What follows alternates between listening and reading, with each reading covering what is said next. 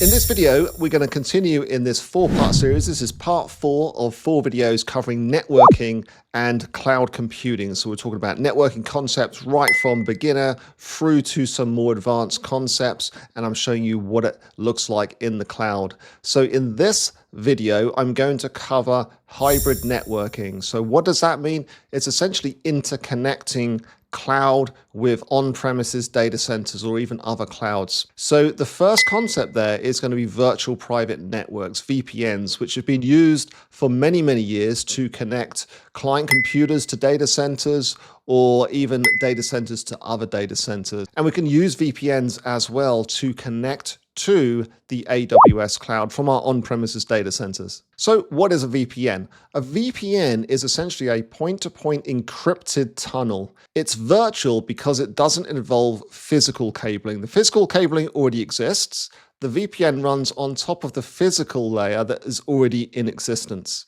It's private because no one else can read the data. It's encrypted so that nobody who potentially intercepts the data somewhere along the connection is able to then read the data. They can't because it's encrypted. It's networked because, of course, it runs across an underlying physical network. So let's say you've got 2 data centers, A and B. What we do is we connect them together using some type of networking. So the data centers are connected to each other, either via internet connections or even private links. And then we can run a virtual private network over the top. So whether this is the internet or a private link, what we want to do is create our encrypted connection that runs on the top of that connection. And that is a virtual private network. So we can have multiple data centers connected to each other using a private connection and then stick a VPN over the top to add a layer of encryption.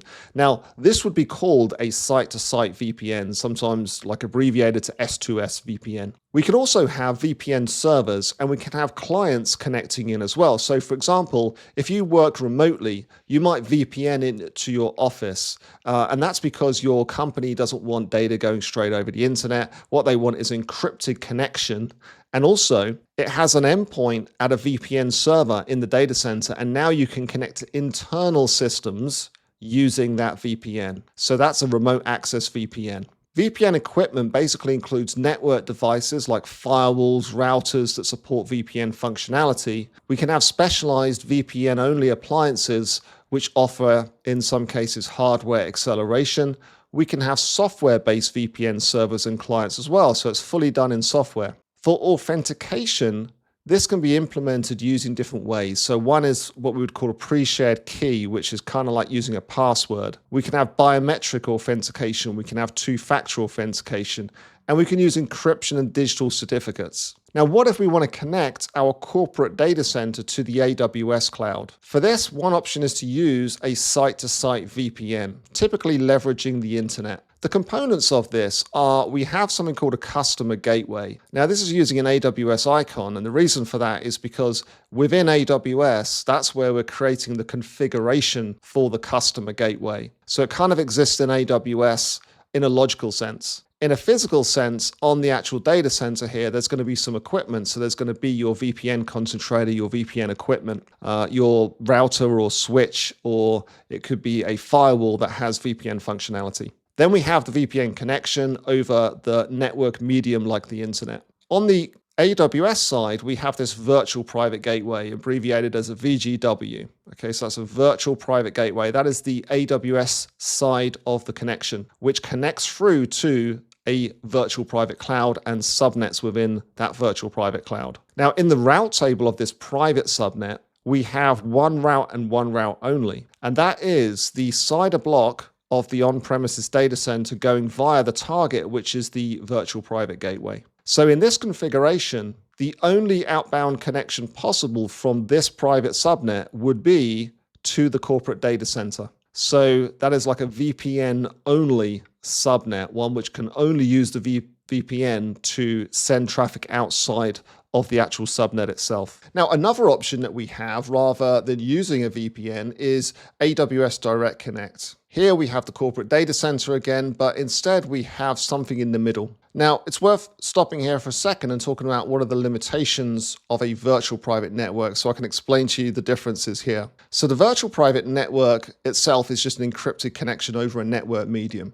Now, if we're talking specifically, which we usually are, about sending our VPN traffic over the internet is a network we don't have control over. So we consider it to be a place where we just don't have control. Sure, we can get a really fast connection from our ISP, our internet service provider, that's high bandwidth, and we've got a great data allowance and all these things. The problem is somewhere between you and the destination on the internet that you're trying to connect to, which could be the AWS cloud, there's a whole bunch of equipment that you don't have any control over. So even if your ISP gives you a good connection, there could be congestion somewhere, there could be a failure somewhere, there could be latency that's introduced, and that can be a problem for some corporate applications. You just might not want to have that risk. So what we're using instead with Direct Connect is private connections. Now we're connecting from our corporate data center to an AWS Direct Connect location. Now, if your data center is somewhere near a major metropolitan area, you're very likely to find that there's a data center somewhere relatively close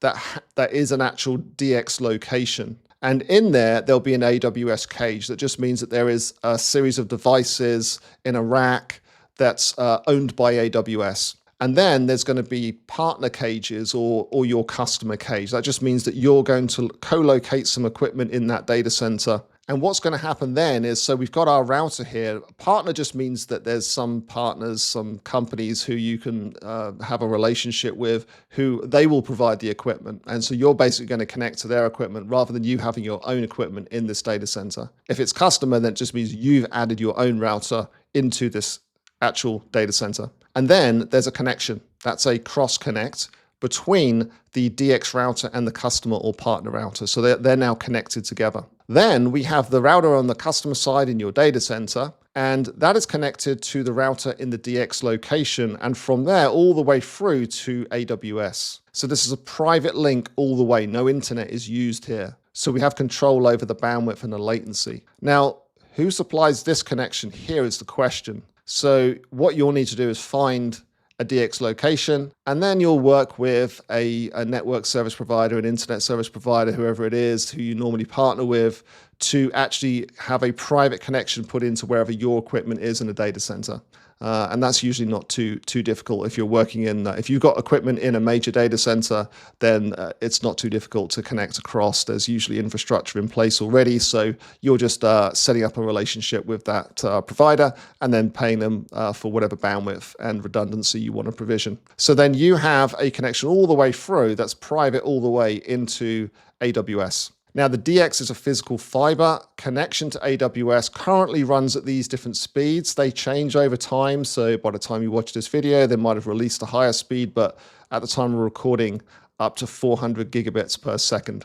Now, one of the limitations of Direct Connect is it only connects us from our data center to one region. So what if we want to use Direct Connect and connect to multiple regions? So regions can be quite a long way apart. Like here we have US West 1 and EU Central 1. And then we've got our corporate data center. Now, where is the data center? Well, let's just say that in this case, it's closer to US West 1. So it's somewhere in the US. And so we don't want to have a long private link all the way from the US to EU Central 1. That's going to be a long distance. So what we're going to do instead is we're going to connect from our corporate data center to a DX location in the US, and then we're going to use this thing called a DX gateway. The DX gateway is associated with a virtual private gateway in the different regions, and something called a private virtual interface is associated from Direct Connect through to the DX gateway and those different regions. And so now what we can do is we can use one private link to connect into AWS,